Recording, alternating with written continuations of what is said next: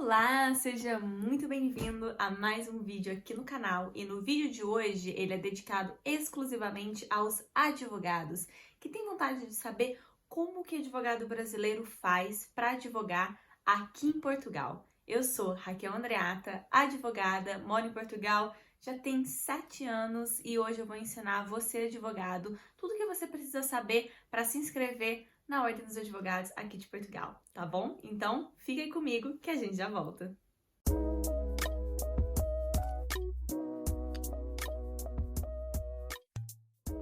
Vamos lá ao tema do vídeo, né? Advogar em Portugal, advogados brasileiros querendo advogar aqui em Portugal. Isso é um tema muito comum, isso é uma dúvida muito comum que tem surgido de uns tempos para cá. Vir para Portugal tem se tornado um objetivo na vida de muitas pessoas. A imigração cresceu muito. Quando eu vim para cá há 7 anos atrás, gente, não era assim. Quando eu falava para as pessoas assim, olha, eu tô indo para Portugal, as pessoas ficavam assim, o que você vai fazer em Portugal? O que que tem em Portugal? Ninguém conhecia Portugal. Portugal não era mesmo um lugar que as pessoas até gostavam de visitar como turista. As pessoas queriam ir para Paris, as pessoas queriam ir para Itália, para Espanha, mas não se falava em Portugal. E muitas pessoas me questionaram. A minha vontade de vir para cá, e eu vim para fazer o meu mestrado, foi porque eu tinha um professor na minha faculdade que tinha feito uma espécie de doutorado sanduíche, né? Que eles falam. Você começa o seu doutorado no Brasil, faz um pedaço dele no Brasil, depois tem como se fosse uma espécie de intercâmbio, né? Dentro desse doutorado, e a pessoa vem para Portugal, faz um pouco, né? Dessa legislação equiparada, estuda em outro país, o que traz uma experiência muito legal, e depois volta e conclui o doutorado no Brasil. E ele falava dessa experiência, e eu fiquei, poxa, acho que eu vou querer ir para Portugal, nossa, Portugal. Foi uma fase da minha vida em que eu queria muito viver algo diferente, então a primeira coisa que veio na minha cabeça foi Portugal. E aí a vida aconteceu aqui, né? Eu quero falar um pouquinho para vocês da minha experiência pessoal também dentro do mercado de trabalho. Eu não vim para Portugal para trabalhar exclusivamente, para advogar. Foi algo, obviamente, que aconteceu, porque essa já era a minha profissão no Brasil. Eu quero ensinar hoje para vocês aqui no vídeo, sem muitas delongas, a parte prática da coisa, mas também um pouquinho da minha experiência, porque eu acho que isso é fundamental. Essa partilha de experiência, principalmente quando a gente está falando de uma transição de carreira, não é? A gente não está mudando de uma carreira para outra, mas a gente está mudando drasticamente a nossa carreira, porque quando você muda o lugar, né, o país onde você está, por mais que o idioma seja o mesmo, as leis são diferentes, o comportamento humano é diferente, a cultura é diferente. Então, são muitas as coisas que a gente precisa debater um pouquinho sobre esse tema, né? Vamos começar aí com a parte burocrática. Existe um acordo de reciprocidade entre Portugal e Brasil, né? Então, é para os dois, né? Tanto os advogados portugueses podem se inscrever na OAB, quanto os advogados brasileiros podem se inscrever na OA. Aqui é Ordem dos Advogados, só. Não é Ordem dos Advogados de Portugal, é Ordem dos Advogados. E no Brasil a gente tem a OAB, Ordem dos Advogados do Brasil, né? Então, primeiro requisito, você tem que ser advogado no Brasil. Uou! Você tem que estar inscrito na ordem, não adianta ser só bacharel em direito. Você precisa estar inscrito. E só inscrito? Não. Inscrito com a sua situação regular, com a sua inscrição na ordem toda certinha, sem estar suspensa nem nada, com todos os pagamentos das cotas em dia e sem processos disciplinares. Então, essa é a condição básica. Feito isso, né, reunida essa condição, você já pode solicitar na OA, aqui em Portugal, que você tenha a sua Ordem dos Advogados do Brasil equiparada, então você solicita a sua inscrição. É assim, é muito fácil solicitar. Eu vou trazer aqui para vocês como que isso acontece na prática, mas se você tá na OAB, tá inscrito, tá com tudo regular certinho, nunca teve nenhum processo disciplinar, pronto, você já tem os requisitos básicos para se inscrever na Ordem dos Advogados de Portugal. Então esse é o primeiro ponto, tá? Documentação, pessoal, não vou ficar aqui no vídeo trazendo listinha de documentação. Aqui embaixo do vídeo tem um artigo do meu blog, onde eu trouxe toda a documentação. Você pode acessar esse artigo, pode ler tudo que eu tô falando aqui, né? Fazer a leitura desse vídeo. E também pode acessar um link que eu vou deixar aqui, que é o link oficial da Ordem dos Advogados aqui de Portugal, tá? Onde você vai ver todos os documentos atualizados e os valores a serem pagos também de forma atualizada. Então, vamos lá. Então, essa é a primeira parte burocrática aqui do nosso vídeo. Reunir toda a documentação que está no link aqui embaixo. É uma documentação como outra qualquer, né, gente? É um processo em que você tem que tirar uns documentos na ordem, tem que fazer a apostila de AIA, tem que fazer lá uns paranauêzinhos aí que a gente, advogado, já está acostumado a lidar com isso, não vai ser um problema para você. Vamos para a parte mais específica dessa burocracia que levanta, assim, algumas dúvidas, né? Porque ler lista de documento todo mundo sabe, mas tem algumas coisinhas ali que algumas pessoas não entendem. Eu acho que são 3 pontos importantes para a gente poder ver aqui. Primeiro, você vai precisar, como tudo na vida aqui em Portugal, eu já falei sobre isso, eu tenho um vídeo exclusivamente para falar desse assunto, o link desse vídeo tá aqui embaixo também na descrição, que é NIF, Número de Identificação Fiscal. Qualquer coisa que você queira fazer aqui em Portugal, que você quer dar um passinho a mais, né, na zona ali de conforto do turista, você vai precisar desse número. Então, para se inscrever na ordem não é diferente. Um dos requisitos é número de identificação fiscal, tá bom? Todo advogado começa a sua carreira de alguma forma aqui em Portugal, no Brasil. Os advogados que estão começando a sua carreira, eles são considerados, eles estão por conta própria, né, não estão literalmente associados em nenhum outro escritório ou trabalhando numa empresa ou trabalhando para outra pessoa, eles são trabalhadores independentes, né? Os advogados são trabalhadores independentes. E dentro dessa parte do trabalho independente, se você é trabalhador independente, você é um advogado aqui em Portugal, no mínimo, se você não tem um contrato com uma sociedade, se você não trabalha para outro escritório, você precisa ter aquilo que a gente chama de atividade aberta nas finanças. Isso é um termo, né, um pouco coloquial, que a gente fala para uma modalidade, né, de trabalho autônomo, que é quando você vai na autoridade tributária e solicita a abertura de uma atividade, mostra que você é advogado. Isso depois que você já está inscrito na ordem que você vai fazer isso, tá, gente? Não é um requisito para a inscrição, é depois da inscrição. Só para vocês entenderem mais ou menos o trâmite. O NIF você precisa para se inscrever. Depois de inscrito, você precisa abrir uma atividade para começar a emitir aí as suas faturas. A gente chama no Brasil... Como é que chama no Brasil? Como a gente chama no Brasil de nota fiscal. Então, você vai precisar ter, né, uma atividade aberta nas finanças se você não tiver um contrato com outra sociedade de advogados ou se você não trabalhar para outra pessoa, tá bom? Depois tem outra questão muito importante também, que é o seguinte: se você não reside ainda em Portugal, se você ainda não tem uma autorização de residência, um endereço fixo aqui em Portugal, você vai precisar de outro advogado para fornecer um domicílio profissional para você. O que é que isso significa? Você vai precisar de um colega advogado que se responsabilize pelo seu domicílio. Diga assim, olha, essa pessoa é um estrangeiro, porque não tem problema fazer a inscrição na Ordem dos Advogados de Portugal morando no Brasil. Isso não é um problema, você pode estar morando no Brasil. E até interessante porque essa inscrição, dependendo dos seus planos de mudança para cá, se você vai aplicar, por exemplo, para um visto D2, também tem vídeo sobre visto D2 aqui na descrição. Então, se você vai aplicar, uma das condições do visto D2 para advogados, né, que é uma profissão que tem certificação, OA, Ordem dos Advogados, se você quer aplicar, você, antes de aplicar, precisa dessa certificação. Então, você vai fazer isso lá do Brasil, você não vai estar aqui ainda. Então, você não vai ter um domicílio profissional em Portugal. Você vai precisar de um advogado que assine uma declaração, que esse advogado fica responsável pelas suas correspondências. Então, obviamente, Portugal não vai enviar correspondência para você, não vai enviar notificação, não vai enviar, sei lá, que você tenha aqui algum processo, alguma coisa assim acontecendo. Já que você é advogado, você pode já começar a trabalhar, ter processo. Então, você precisa aqui de um domicílio, imagina.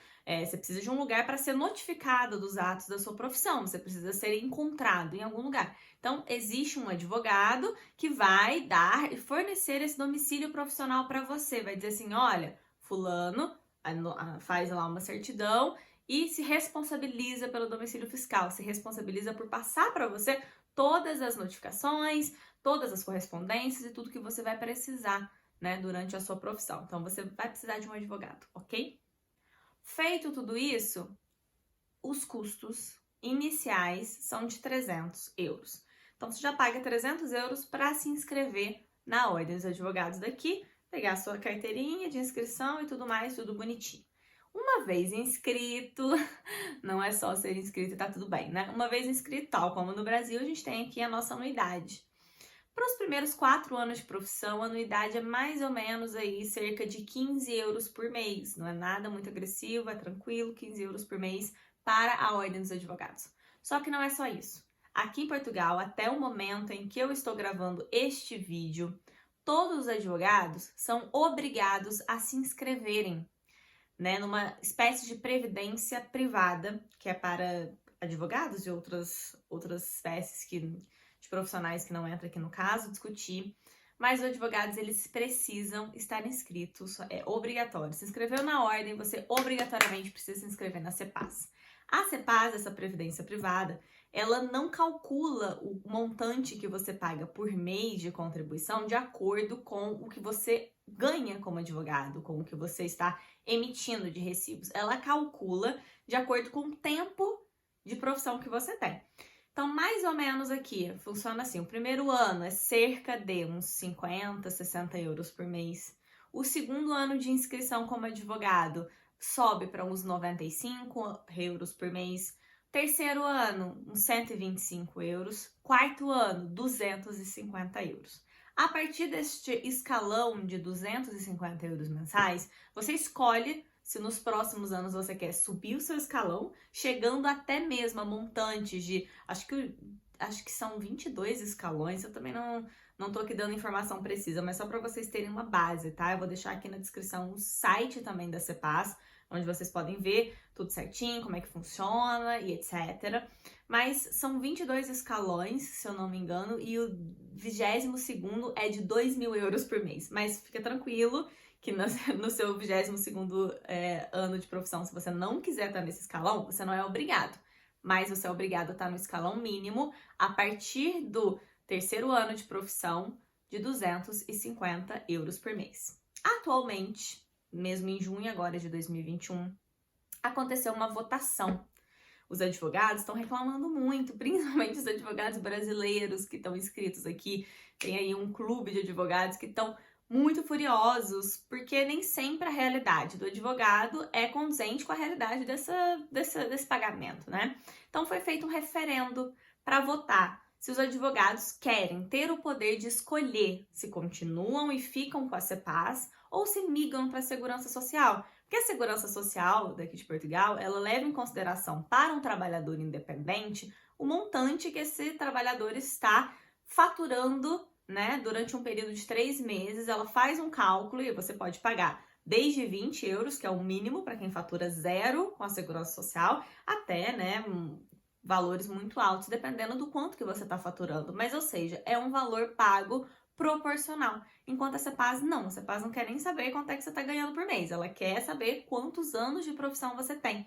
Isso é um pouco complicado para a realidade atual, não é? Até porque nem todo mundo segue o mesmo caminho, nem todo mundo é só advogado, nem todo mundo tem só uma profissão. Então essa coisa de, o advogado com X anos de carreira, ele cobra tanto, ele ganha tanto, ele tá nesse posicionamento no mercado, isso, na minha opinião, não existe mais. Isso é um pouco precário. Então aconteceu, né, essa votação.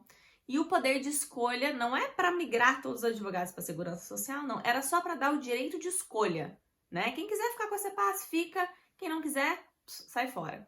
E o direito de escolha ganhou.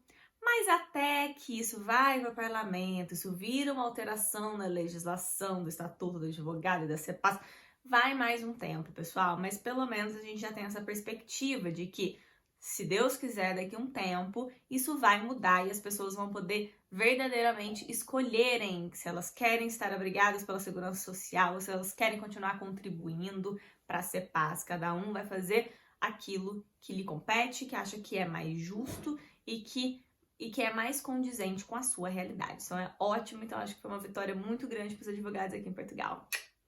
Sobre essa questão do visto, né, eu já expliquei.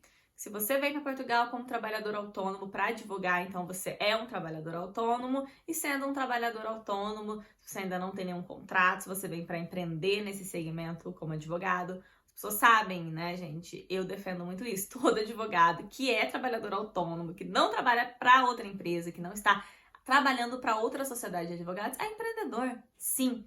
Dá a cara a tapa todos os dias para captar os seus clientes, para poder fazer acontecer o seu negócio. Então, isso é muito legal e é interessante saber que o visto para vir para cá é exatamente esse, é o visto D2. E tem um vídeo aqui embaixo sobre isso, então lá no vídeo você tira suas dúvidas sobre essa espécie de visto que tem para você advogado, né, vir para Portugal. Então vamos lá, passo a passo. Começa com o NIF, se inscreve na UA e faz seu requerimento de visto, tá bom? Depois, sobre oportunidades, sobre mercado de trabalho, né? Eu quero trazer algumas considerações aqui. No meu caso, né, eu não vim para Portugal para trabalhar, como eu já disse, eu não vim focada em ser advogada aqui. E eu nem vim para ficar 7 anos, que já é o tempo que eu tô. Eu vim para ficar 2 anos para fazer o meu mestrado e depois a ideia era voltar para o Brasil. Só que nisso eu me apaixonei muito, porque não é difícil, né? Portugal é um lugar lindo, gente. Portugal é um lugar incrível, pelo menos pra mim me cativou. Eu conheço muitas pessoas que vieram e não se adaptaram e voltaram pro Brasil por diversas razões, mas eu amei e amo esse lugar e já tô aqui já há um tempo, então já sou nacional, né? Já tenho minha nacionalidade, inclusive os meus direitos, né? Enfim, tá muita conquista que se faz, obviamente, pelo tempo que eu tô aqui no país. Conheço muito essa terra, né? Conheço muito da cultura do português e já estou inserida. Mas essa não foi o propósito da minha vinda. Depois de terminar o mestrado, apaixonada por esse lugar que estava, decidi ficar. Pensei, bom, quero procurar emprego na minha área. Quando eu estava fazendo o mestrado, eu não fiquei focada exclusivamente em networking, em achar emprego e nada disso. O momento do meu mestrado, graças assim, à minha mãe e os privilégios que eu tenho, foi exclusivamente dedicado ao estudo e ao intercâmbio mesmo, dedicado a conhecer o país, a viajar pela Europa. Então foi o meu momento, depois, né, de ter terminado a faculdade, ter feito a faculdade morando ainda com a minha mãe, ou seja, foi muito barato, assim, o meu processo de faculdade. Eu fiz a faculdade na cidade onde eu morava, não precisei sair para estudar. Então minha mãe me deu esse presente, esses 2 anos de mestrado. Então eu vim muito focada para estudar. Meu objetivo não era encontrar um trabalho, não era nem na minha área, nem em outras áreas. Tem muitas pessoas que vêm fazer um mestrado muito focada nesse tipo de networking. Não foi o meu caso, tá bom? Então eu terminei o mestrado como eu queria ficar, e aí realmente o presente tinha data de validade, era o tempo do mestrado, eu precisava arranjar um emprego. De forma muito ingênua, achei que facilmente eu ia conseguir um emprego na minha área. Comecei a pesquisar na internet, comecei a correr atrás de uns currículos, e foi quando caiu a minha ficha. Eu falei, gente, eu sou brasileira, sou mulher, sou imigrante, né? Eu não tenho, tipo, por mais que eu tenha feito um mestrado de 2 anos aqui, intelectual, de já ter me adaptado, porque existe, gente, o nosso ordenamento jurídico, ele é, nos seus princípios, muito similar. Mas existem diversas outras peculiaridades, nomes, né? Aqui não existe fórum, é tribunal. Então são coisas, né, da prática que um advogado português, um escritório de advocacia aqui em Portugal, ele não vai querer pegar alguém para ensinar, né?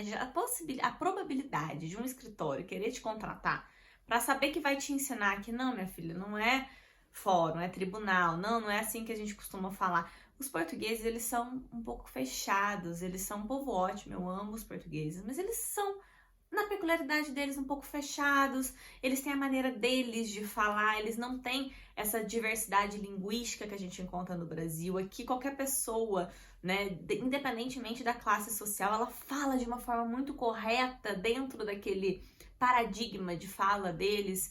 E se alguém não se enquadra nisso, nós brasileiros não nos enquadramos na maneira deles de conjugar verbo, de falar, enfim, de escrever, eles têm um bocado de receio, entende isso? Isso é uma coisa muito negativa para inserir os brasileiros dentro desse mercado de trabalho da advocacia aqui, né?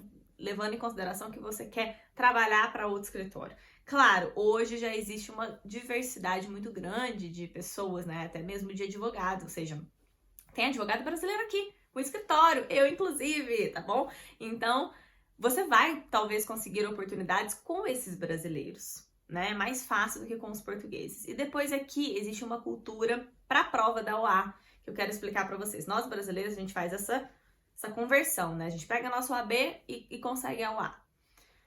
Os portugueses que se formam aqui e querem fazer a prova da UA, não é assim, não é só fazer uma prova como no Brasil. Além da prova, que é super difícil, eles ainda têm um estágio obrigatório.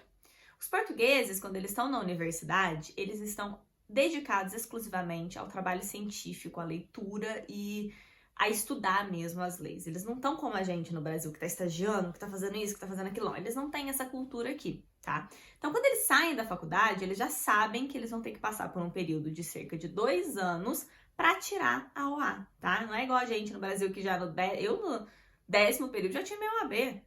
Saí de lá, ó, já fui lá fazer inscrição na ordem, porque já tinha passado no 9º período. Aqui não é assim. Eles terminam a faculdade e tem um período de 2 anos para poder fazer essa prova e eles têm que estagiar. Muitos desses estágios não é remunerado. Então, existe aqui uma força de trabalho desses jovens que têm obrigatoriamente que fazerem estágio, né? E é uma mão de obra que eles têm para o escritório deles, que custa pouco ou quase nada. Que são esses estudantes que acabaram de sair, né? Esses bacharéis em direito que acabaram de sair da universidade. Então, isso já é uma mão de obra que existe, né? Dentro do mercado jurídico aqui português. Depois disso, é igual no Brasil, né, gente? Você faz estágio no escritório, a pessoa gostou, já tem intimidade, continua. Então, além de existirem esses estagiários, ainda existem esses estagiários que estão terminando o estágio e vão trabalhar naqueles escritórios. Então, não tem, assim, tanta vaga disponível para advogados virem aqui e serem contratados por escritório. Então, se você tem vontade de advogar em Portugal, saiba que vai precisar empreender. Em 90% dos casos, tá? A não ser um outro networking que você faça, uma outra pessoa que você conheça, ou até mesmo um escritório de advogados brasileiros para te empregar. Não venha pra cá contando que você vai conseguir emprego com facilidade, porque isso não vai. Porque isso nem sempre é verdade, tá, pessoal? Eu gosto de deixar isso muito claro. No meu caso, eu não consegui o meu emprego, né?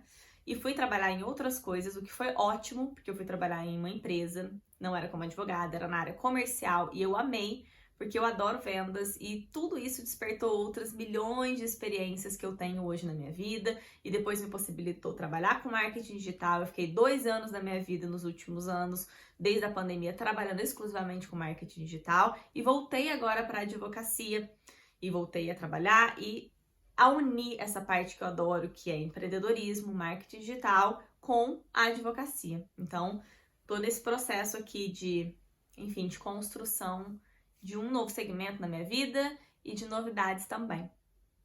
Por fim, eu queria trazer aqui uma pincelada muito rápida, porque eu quero gravar um vídeo só sobre esse assunto, que é o acesso ao direito. O que acontece? No Brasil existe a Defensoria Pública, aqui em Portugal não existe. Aqui em Portugal, o Estado, ele paga advogados particulares para as pessoas que precisam de advogados e não tem condição de pagar. Então, qualquer um de nós que é inscrito na UA, a gente pode participar, desde que a gente esteja com as nossas cotas todas pagas na ordem dos advogados daqui, da nossa anuidade, desde que a gente não tenha nenhuma dívida na ordem, a gente pode se inscrever. Essa inscrição acontece às vezes abre edital 2 vezes por ano, em que você faz parte do acesso ao direito. E o acesso ao direito, ele vai te deixar lá escolher quais áreas do direito você quer participar, tá? E você tem 3 tipos de nomeação que você pode receber. Nomeação em processo, existente processo para instaurar uma ação também. Você pode ser nomeado em escalas e você pode ser nomeado para consultoria jurídica. As escalas, gente, é como se fosse, vamos supor, tem alguns momentos em que precisa ter um advogado ali meio que de plantão, né? Para que alguns atos que necessitam de advogado, olha, o advogado tá aqui, né? E então é para isso que a escala serve, para que a gente possa estar ali como se fosse um apoio. E aí, se aparecer um processo, a gente continua acompanhando, né? Dependendo do ato que a gente fizer, se aquilo for necessário um acompanhamento, a gente, além de ter feito a escala, que é essa espécie de plantão, que pode ser no tribunal, pode ser na polícia, depende, cada escala é em um lugar diferente. E aí você fica também com aquele processo. Não venha também dependendo do acesso ao direito, porque o acesso ao direito é bem legal, é muito melhor, eu acho que essas coisas que acontecem também de advogado oficioso no Brasil, que embora exista, né, a Defensoria Pública também tem os advogados oficiosos no Brasil, que demora, sei lá quanto tempo para receber com carta precatória, que não é assim. Findo o processo ou findo a sua escala, sem que essa escala tenha gerado nenhum processo para você recebe em até 2 meses uma quantia por aquele seu trabalho, tá? Além disso, a média mais ou menos que o advogado inscrito na UA consegue fazer por mês é uma média de 389 euros. Esse dado dos 389 euros é muito recente, né? A Ordem dos Advogados divulgou-nos esse estudo de quanto mais ou menos em média um advogado tem tirado ali com a UA, deu essa média de 389 euros por mês. Porém, isso é muito relativo, tem a sorte da distribuição dos processos, o tipo de processo, se é rápido, se é demorado, quantas escalas você vai ter por mês, tudo isso depende de onde você está inscrito, se você está em Lisboa, se você tem uma demanda, se você está no Porto, tem outra demanda. Eu falo por mim, eu já estive inscrita na UA de Lisboa e me mudei para Amarante, que é uma cidade pequena, relativamente pequena, perto do Porto. Eu pensei, bom, com certeza em Lisboa tinha muito mais volume. Estou chocada com o volume de nomeações que tenho recebido aqui em Amarante. E para mim é muito bom, porque eu adoro ter esse contato, né, de perto com o contencioso. Hoje, como advogada brasileira, eu trabalho muito com direito imigratório, então trabalho muito com demandas mais extrajudiciais, de contrato, abertura de empresa. Então, esse contato do dia a dia do tribunal, eu faço ele majoritariamente por conta do acesso ao direito. Porque os clientes que eu tenho hoje, a maioria, né, de clientes particulares não é para tribunal, não é para contencioso, é para extrajudicial, é para burocrático, enfim, para outras coisas. Então, eu adoro o acesso ao direito, tá? Sou suspeita para falar, mas eu amo estar inscrita no acesso ao direito, acho que é uma maneira de ter experiência com várias coisas diferentes e eu super indico para você. Mas não venha contando com esse dinheiro, tá? Isso é como se fosse um extra para te ajudar e para te dar experiência e know-how para você poder executar ali diversas áreas, se você quiser arriscar. E aí você também pode contar com a ajuda de outros advogados aqui em Portugal. Se vier para cá também pode contar com a minha ajuda. Eu estou à disposição aqui nos comentários para tirar dúvidas. Estou à disposição de vocês, enfim, para qualquer outra coisa que precisarem, sempre sabem que podem contar comigo. Acho que as informações do vídeo de hoje são essas. Quero fazer um vídeo sobre a UA, mais explicando e mostrando, talvez compartilhando uma tela com vocês, para vocês verem como é que funciona, né? Pra vocês já conseguirem visualizar isso. E também para falar um pouquinho sobre essa parte do direito, né? Muita gente levanta essa questão, mas o direito em Portugal é muito parecido com o direito no Brasil. Eu acho que é bem parecido sim.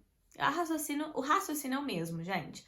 E a partir do momento em que a gente sabe, né, como advogado, como operador da justiça, que leis mudam o tempo todo, ser advogado não é sobre saber lei de cor e salteado. Ser advogado é sobre saber estudar e interpretar as lacunas da lei, as aplicações da lei. Eu acho que isso é o mais importante. E esse estudo você vai precisar fazer, independentemente se você está em Portugal, se está no Brasil, a gente precisa estar sempre estudando muito, se atualizando muito. Eu acho que isso faz parte da rotina de um advogado. Então, com relação a isso, não tenha medo, tá?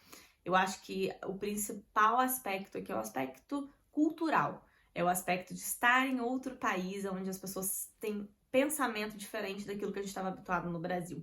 E saiba que quando você vem para um país novo, é tal como recomeçar, é tal como o início de uma nova carreira. Esteja disposto a isso, esteja disposto a esse risco, porque tem muita gente que não quer descer do salto, né? Vamos assim dizer. E quando você muda totalmente para um lugar onde ninguém te conhece, você vai precisar dar uns passos para trás para depois dar outros passos para frente.